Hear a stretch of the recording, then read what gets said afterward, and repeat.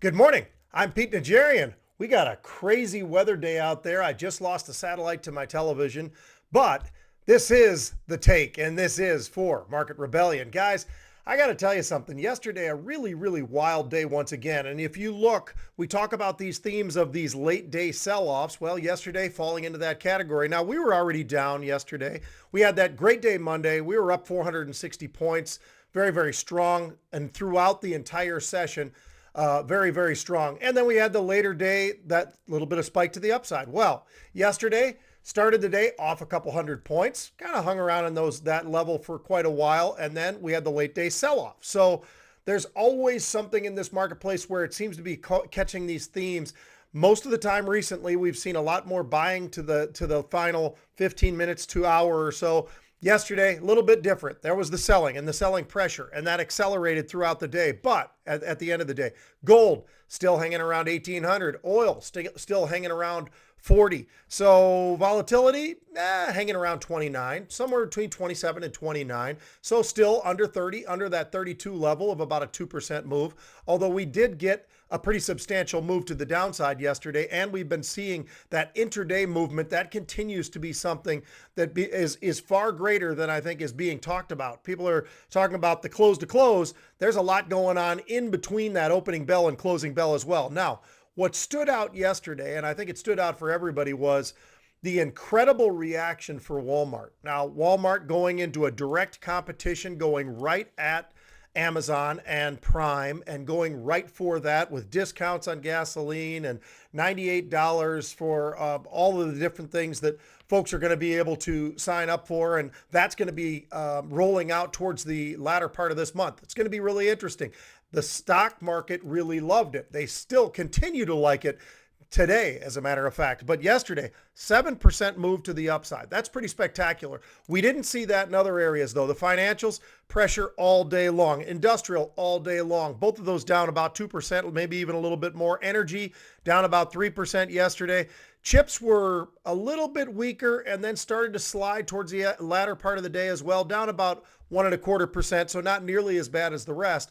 If there's an area that did stand out, however, it was biotech. We talk about this broadness of the rally. It's not just the big five, but there are other areas of the market, biotech being one of those specifically. And between Novavax and Invenio and Vaxart and iBio and Vertex, you get the idea. Some of the names more familiar, some of the names not so familiar, but a lot of focus still continues to go back towards coronavirus. I've got a biotech that I'm going to talk about in just a second that's not about coronavirus, but it's having a spectacular start to the day. So how did today start off? Well, in the pre-market, we were kind of in the green and the red, going back and forth, including the NASDAQ, a little back and forth, and then started to show a little bit more green. We started off the day. We had a pretty nice start to the day where the Dow was up about 60 points. I was looking over at the NASDAQ. That was up about 62 points, so about double percentage-wise of what was happening over in the Dow. But the S&P also up about 0.3%, call it 10 points, something like that.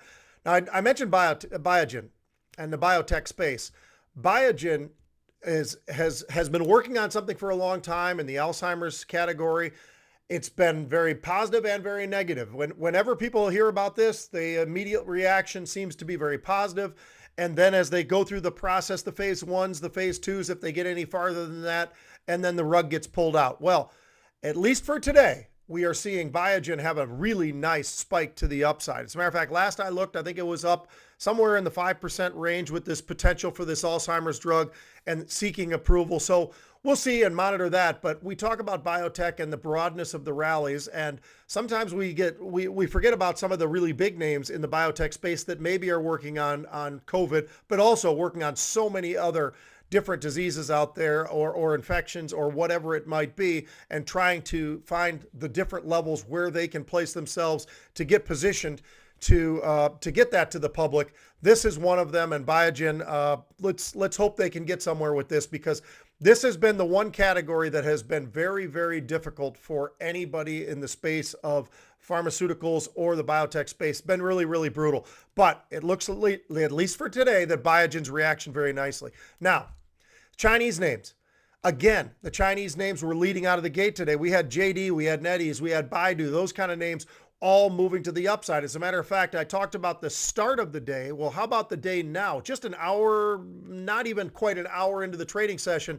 And actually now the Dow was just up 200 points, still up about 150 points. The NASDAQ up about 113 points, so a little over 1%. So it's outpacing the Dow right now. And the S&P up about 20 points, was up about 24, maybe even a few more points than that. But what's powering some of these? Look over at NASDAQ. Of course, there are the big names. You've got Apple, you got Microsoft. You also have names like eBay. Now, you got a little relief today, in some regard, at least for the financials. I'm looking over, I see Goldman Sachs is in the green, then Visa and JP Morgan, PayPal, which has been one of those names that a lot of folks have gathered to, and it seems to be a name that seems to be a favorite by so many. The fintech space is absolutely red hot, and that is absolutely something that everybody has taken note of, and they've been right, because Square and PayPal and all of these different types of fintech names certainly as they've outpaced any of the bank names. If you go across, it's not even comparable. Now, weaknesses. We still have some weaknesses in the market, even though we're up a couple of hundred points or near a couple hundred points. Travel and leisure, casinos, obviously the airlines just seem to always have some sort of pressure. Certain segments of the energy space as well. I'm looking over at, I see Marathon and I see Holly Frontier and those kind of names getting pushed to the downside and in a big way. So that's something that does stand out for sure. But a nice big move in the markets, and the area that a lot of folks, and we've been talking about this for quite a while, we have been watching gold as it held on to 1,700 and then started to make that move finally, and made that move, and now today up and over 1,800. We talked about yesterday closing around 1,800. Today up another 13 points or 0.75%. 1823 last I looked in terms of gold. So that's something that really is starting that breakout. And by the way, I took a look over at silver, see it at 19. Copper back in March was right around $2, just a little over $2. Call it $2.08. Now today trading about 281. So it's near the 220 highs, this year's highs. So it shows you the resilience and the move that we are seeing in different parts of the market. And I want to stick with that because we've talked about materials quite a bit. We've talked about steel names, talked about copper names. We've talked about all kinds of other names, the iron ore space. So Tech Resources hit today, so that stood out for me. Stock was trading around 1070. We got some unusual option activity in there because hadn't seen this name in a little while anyway. We got 5,600 of the August 11s, buying a little bit of time. The 11 strike call, so just out of the money. Stock's trading 1070. These are the 11s. So the August 11s trading for about, call it 90 cents. They've got earnings coming up in the next couple of weeks, long before these options would expire. So these would be a participant in that as well. But that really did stand out because you're looking at a space where we're seeing some of that movement. I mentioned where copper has gone from 208 all the way up to 280 something. So that gives you a little bit of a sense there. But in the iron ore, the steel, and all the rest of these materials, we've seen a little bit more paper each and every day. We're seeing a little bit of a nice rally back in some of these Chinese names that I've been highlighting over the last couple of days, and they've, in some cases, dominated some of our systems in terms of the unusual option activity on specific days where we've seen so many different Chinese names hitting on the same day. So that stands out as well. I will bring up one last thing too. A name that I've loved forever. It's the longest hold I've had, which is Apple. Unusual options there as well. They expire on Friday. Really, really short term. Sticking with the theme. Everything seems to feel like and is very, very short term. Apple today, they're buying exactly where stock is. And by the way, stock, if you haven't looked just in the last couple of days, it was 340, then it was 360, and today it was over 380. So they were buying this week's expiring 380, some really, really high volume there. When you look across now, sometimes I like to highlight volume just to give you a little idea of how active some of these things are. So today I was looking at NEO, I was looking at Apple, I was looking at some of these names, Nikola, some of these names that really do stand out and have huge volumes. And the top four names today, big volumes just in the first half hour of the trading session, and very, very skewed to the call side. Now, I say that because I want to also point out what's important to us here at Market Rebellion. Are they buying or are they selling? So these numbers, when I put those out there, these are just the total numbers. These aren't buying and selling numbers. These are just total numbers, just to give you a little idea of where is the volume today. But more importantly is, where is the call buying volume, the put buying volume, or selling. And that way, at least we know what the trade is, what the expectations likely are for those trades. So it's very, very important. That's part of the educational process. And that's something that you're going to want to make sure that you are fully educated if you're going to be in the options world, because it can be very, very complicated.